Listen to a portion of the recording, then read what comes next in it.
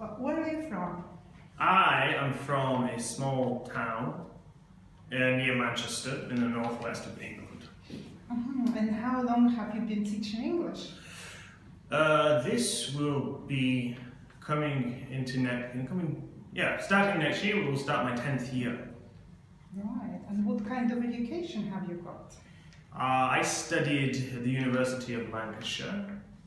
I studied English literature with education. And then, after finishing university, I decided to do a foreign language course, a TEFL course, teaching English as a foreign language. And since then I've also achieved a certificate in TKT, Teaching Knowledge Test, Teaching Young Learners, which is very helpful, especially in school. And what languages do you speak apart from English? I confess I cannot say I speak fully a second language, but I do get by in Russian. I suppose I would rate my speaking level at about an A2-ish to B1 if I'm being very confident. Matthew, and how long have you lived in Russia? Collectively over 7 years, with a small break in between when I was living in Prague. And why did you choose to come to Russia? It's been so long, I don't really remember. I think I traveled in Europe and the US before this, and I suppose I wanted something completely different. Something that would be more...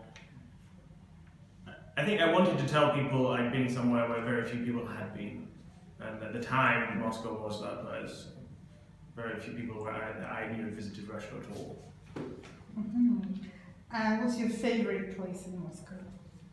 I would have to say the Izmailova Kremlin and Izmailsky Park. Particularly the Kremlin because it's like a giant toy castle. And I'm very surprised that it's been kept so well all these years. It looks almost original, and it's, especially in the winter, it's enchanting. What do you like doing in your free time when you're not teaching? It depends on the weather, obviously. If it's cold and wet, then like most people, it's indoor activities like watching movies, TV shows, reading books.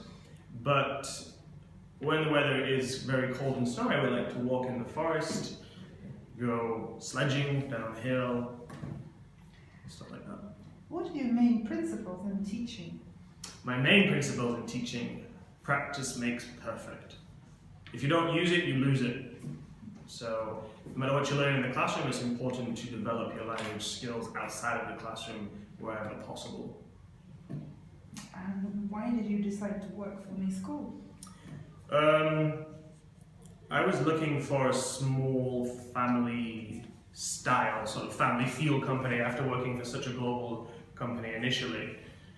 Although the company I worked for had individual schools, collectively it was a global company, so I wanted a more local feel, I suppose, and where you'd be treated with more, not necessarily more respect, but treated that you matter more. You know. Thank you, Matthew. You're welcome.